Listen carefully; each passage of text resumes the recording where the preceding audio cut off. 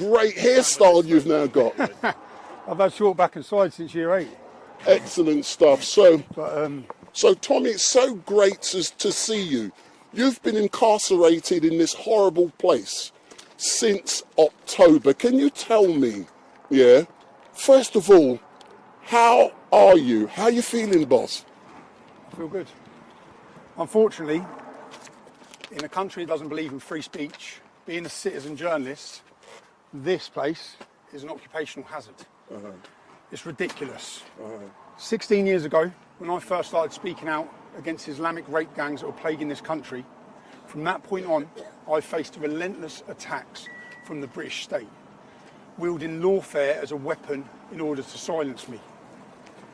I have never been convicted by a jury. Every one of my convictions have been handed down to me by judges.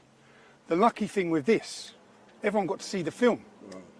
I have to say a thank you to Elon Musk, because without X, if we didn't have X, everyone would just think I lied.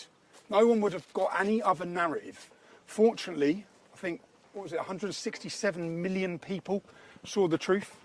So that gagging order, these attempts at censorship, to silence, to cancel people, it hasn't worked. You've attempted to lock up the truth, and that truth has been echoed around the entire globe. It couldn't have been any more successful. I knew exactly what I was doing when I released that film.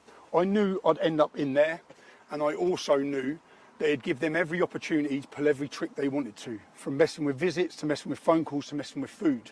I knew that.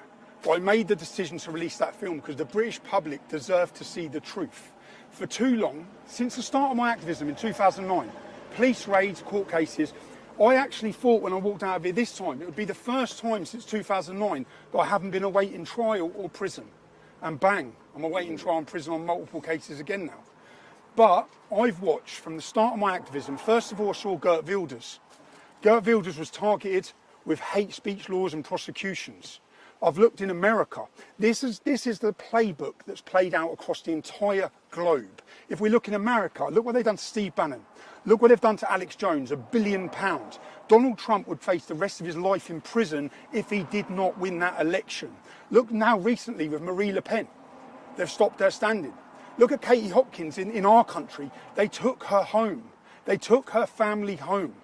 Lawfare has been waged against anyone who has challenged the globalist narratives, challenged open border, challenged mass immigration, even challenged vaccines, any of it.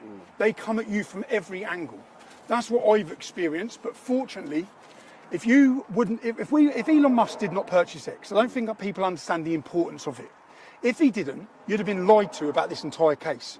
If you go on my Wikipedia page and read all my previous convictions, this would have been another one where they'd have told you I lied. They'd have what did you see? If you're one of the people that watched that film, you might not have believed me before, you may have hated me based on a narrative spoon-fed to you by a media who want to tell you who we are, they want to tell you how to think. And I knew in that documentary, that painted a far bigger story than me. That was a story of any whistleblower, anyone. You've seen in my film how they silence people, NDAs, bullying, intimidation, scare tactics, and even attempts at prison. But one positive, even General Flynn, look what they've done to General Flynn in the United States. Everyone has faced it, but I'd like to take a positive rather than continue negatives. What is the positive? Did their gagging order work? Did it work? 167 million people saw that film. Do you know the moment I had in the first week of January? Because this could have gone the other way. That I could have released that film, they could have managed to censor it, which they did off all other platforms. There's only X and Rumble. They're the only ones that they're not able to control. If Elon hadn't have bought it, no one would have seen that film. Everyone had been lied to, but instead 167 million people saw the truth. You saw how they weaponised the judiciary. You saw the corruption, the blatant evidence of the corruption that no media and no journalists have spoke about. And then the Attorney General made it clear I was going to face continued prosecutions. I would have had indefinite prison sentences for a film as a journalist. But the best moment for me when I was in there was when I heard that Elon Musk had shared the Rape of Britain documentary. The Rape of Britain documentary series is the most important work I've done. They have attempted Before my activism in 2009, they'd successfully, for decades, covered it up. Who had covered it up? Politicians, police forces. In every constituency where those gangs had raped, they'd successfully managed to cover up. Now, the truth is out there. There is no amount of lawfare that can keep it hidden. Everyone knows what's happened. If you remember, Tommy, the last time I saw you was on the 6th of January when I visited this prison, and on that day I was with someone else, and if you remember, Elon Musk had chucked Nigel Farage under the bus, and you were so elated and you were happy, and at that time you was in segregation. Since then, people have moved into the same unit you were in. How has that affected you? So I haven't seen anyone who's moved into that unit. So when I come into this prison, there was they give me 40 cells. So we keep hearing about prisons being full. When I landed, I had 16 cells, and then I was taken to, do you know what I've done? I've had the best opportunity. I've had 7 months of interviewing staff. I've been on the separation centre. That's where I was having my days.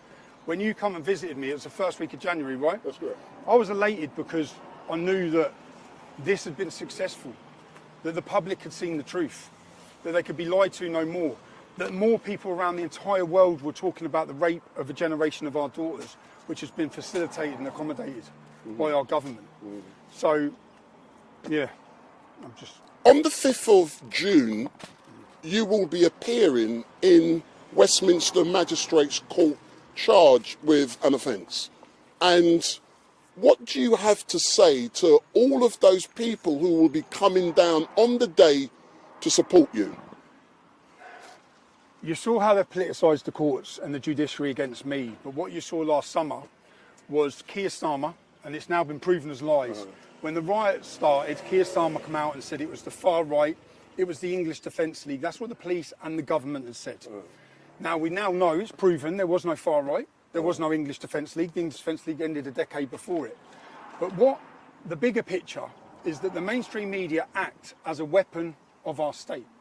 So when Keir Starmer said that, journalists from the Daily Mail travelled to my family holiday, where I was with 3 or 4 other innocent families enjoying a break. They photographed my family. They ran a headline saying, "Instigating riots from his sunbed." Now, everyone knows I didn't instigate riots. There's no truth in that.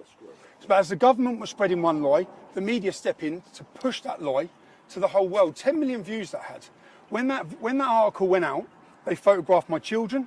They photographed my ex-wife. My family have death threats and serious threats of harm against them. They gave the location of where they were.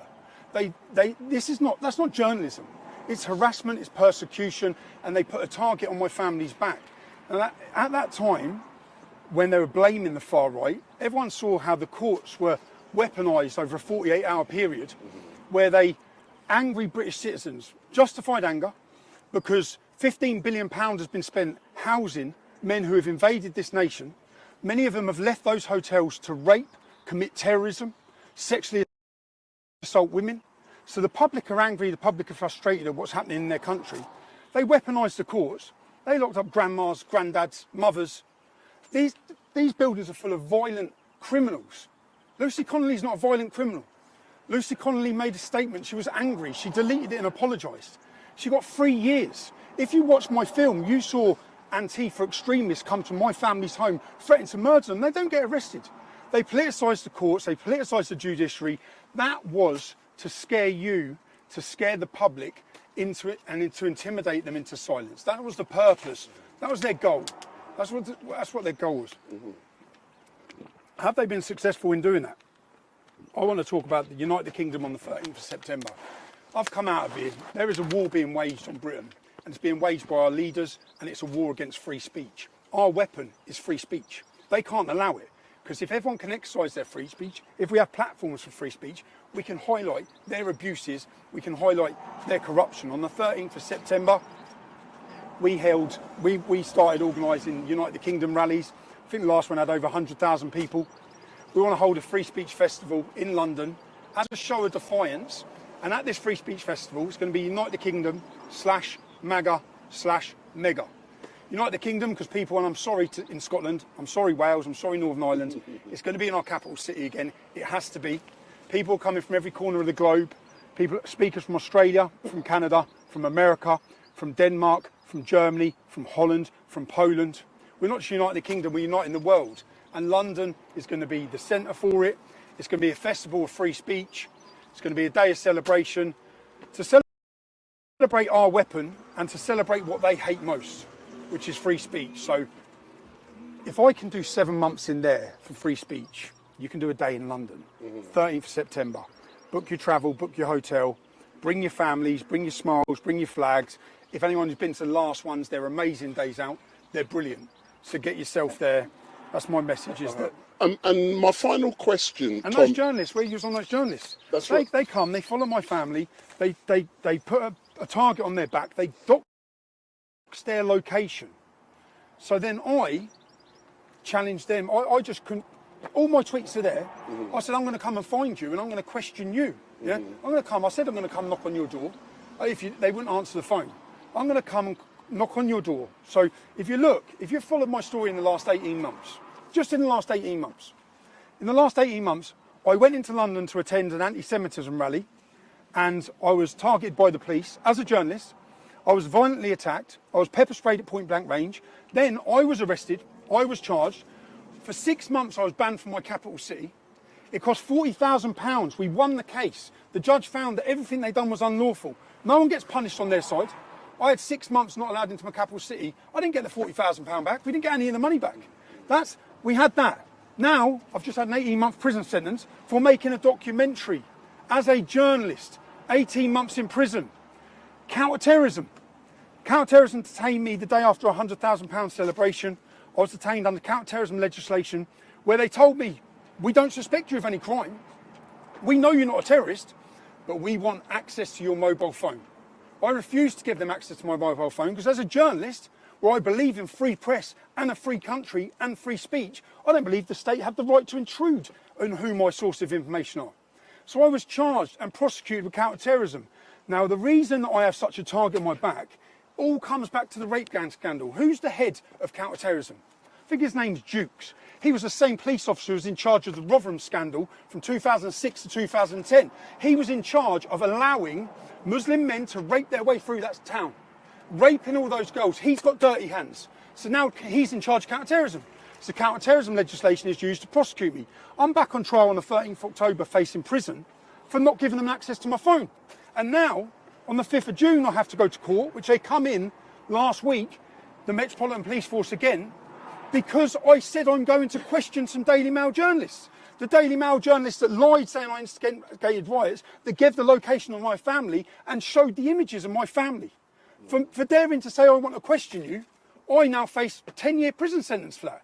And Keir Starmer has the audacity to sit in the Oval Office and talk about free speech and lie about free speech to J.D. Vance and President Trump. There is no free speech. The best thing about this is everyone in every corner of the globe knows Britain is a total embarrassment. They are traitors to our forefathers who sacrificed everything for freedom, and they're taking it away. Not from me. This isn't about silencing me. Every part of this is about stopping you. It's about censoring you. They don't want you to see the truth. They want to control you. They want to tell you how to think about me, how to think about everyone, everything.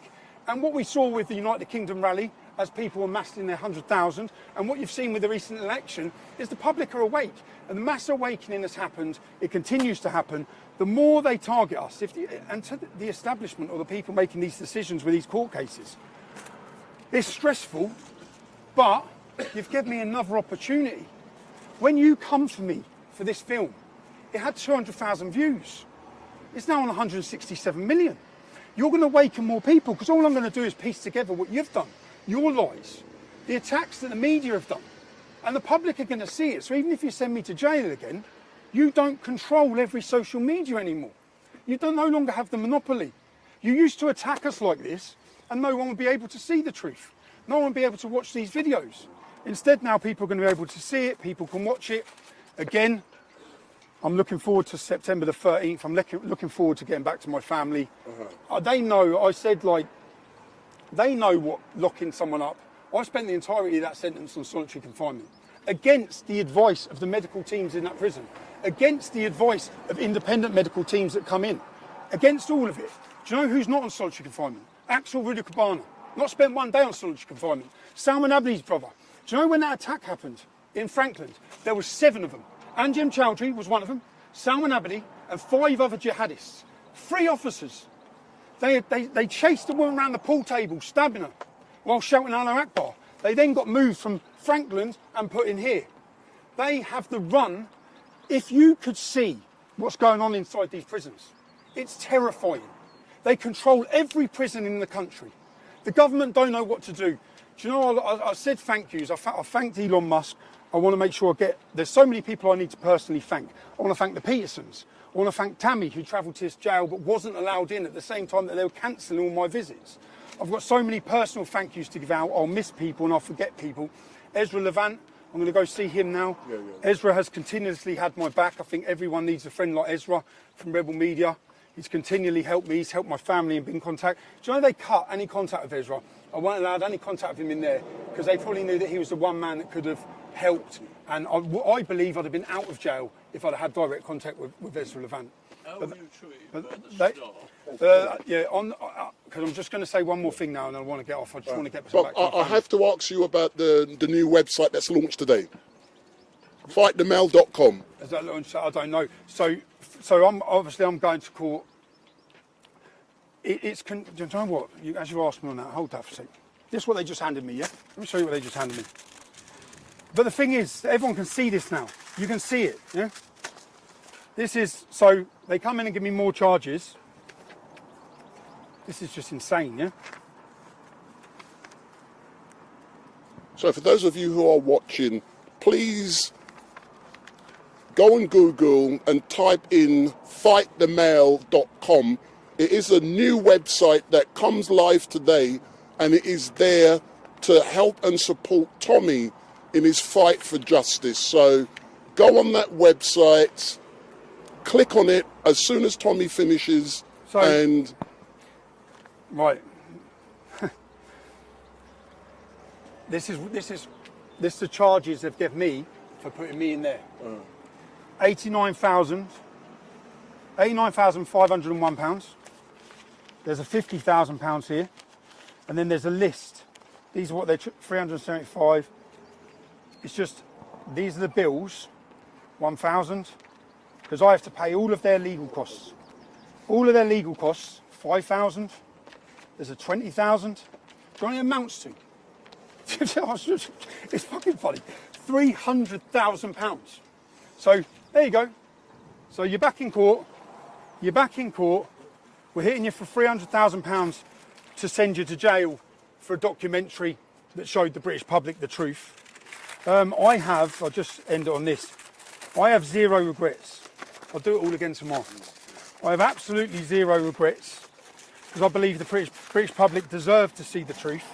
They deserve to see exactly what the corruption of the establishment and the judiciary, and they deserve to know what's happening in their towns and cities with Islamic rape gangs. Do you know my next project as I come out of it? Do you know, I just filled out a form. Every 42 days, to hold you in isolation, there's a thing called the Mandela Rule. They're not allowed to hold you in solitary confinement for more than 14 days without government approval. So it went to the government. Shabina Mahmood, who's the Justice Secretary. And every 42 days, it goes back to the government and they have to authorise your continued segregation because it's not like an opinion, it factually damages you. So every 42 days you have to fill out a form. So I filled out my forms every 42 days. And I said, this should be your last resort. This isn't your last resort. Criminals, I've done 3 times as long in there as I would have done it as a criminal. Yeah, the Labour government fought to keep me in there. So I filled out this form and I said, this is detrimental to my mental health. This is torture. And the last form I filled out last week, I said, I'm out next week because I know it's going straight to Shabina Mahmood. It's going straight to the Labour Party. I said, I'm out next week and I'm excited. I'm excited about my next project. Everyone now knows that the gangs that have targeted our children across this country have been Muslim and they've been predominantly Pakistani. When we're looking at these problems, we need to look at the common denominator. What's the other common denominator with these gangs? In every constituency that they rate, it's Labour. Every single one of them. The question needs to be, who allowed it to happen? Why did they allow it to happen? Was it, these are questions, was it for votes? Did they allow the Muslim community to rape our community, to rape our daughters in every town and city, in their thousands and hundreds of thousands across this country, to keep their block vote? What was the reason? And I'm going to go to Rotherham, Rochdale, Oldham, Newcastle, other cities, and I'm going to go into those cities and look at what Labour's involvement was. We're going to ask those questions. If you're a Labour politician, you're a councillor, if you've got dirty hands and you covered it up, me and my cameraman will be doing our next documentary, working title, Labour's Islamic Rape Gangs. It's coming soon. And as I was filling out that form, I was picturing her face. I was picturing her, because I think that's why they stopped me coming out on Friday, probably. But as I was filling out, I thought, yeah, TikTok, we're getting back to work. I want to thank every single person that wrote me an email, that wrote me a letter, that supported any campaign by Ezra, that supported my family, that has maintained the support for Urban Scoop. My team are here. We still have a team. I have documentary after documentary already done in here, wrote out, ready to go. I want to take some time with my family. But again, the purpose of this lawfare, all of it, which now I'll be in court on the 5th of June, then I'll be in court, then I'll have trials. It's all financial terrorism. It's to tie you up, to keep you occupied and to drain you. I'm grateful to every one of you who support me so that I'm in a position to fight these cases, so that I'm in a position to legally battle them. And in the court of public opinion, we win every time. It doesn't matter, and it's part of put in this position continuously to help awaken the general public. And I think that I'd like to thank the Attorney General for his continued prosecutions, because you're helping me do my job massively. Yeah, Fight the Mail, innit? What is it? Fight the Mail what? Fightthemail.com. Fightthemail.com. So we want everyone to go onto that website now and to support Tommy. So Tommy, all I can say is thank you very much for everything that you've done. The British public love you, but what they want you to do now, they're happy that you've come out fighting, but they want you now to go home, to relax with your family, and we look forward to a bigger, stronger Tommy Robinson, and we want to see a different shave under your chin, mate. My first stop is Turkish barbers. Don't believe you read about them. Turkish barbers. Get yourself to London, 13th September. That's the most. Do you know what? I think we had such a. I think we put the fear of God into them when they saw the way we united this country. When we united people from everywhere to come together. The 13th of September is going to be the biggest day. Make your plans. There's no excuses, okay? We're going to have a party atmosphere. We've got I've got people that I've looked up to that have inspired me coming and speaking at that event. True free speech activists from across the globe are coming. I'm going to go to the barbers. I'm going to go have a full English. I'm going to go enjoy some time with my family and my children. So. Excellent, Tommy. Thank you very much.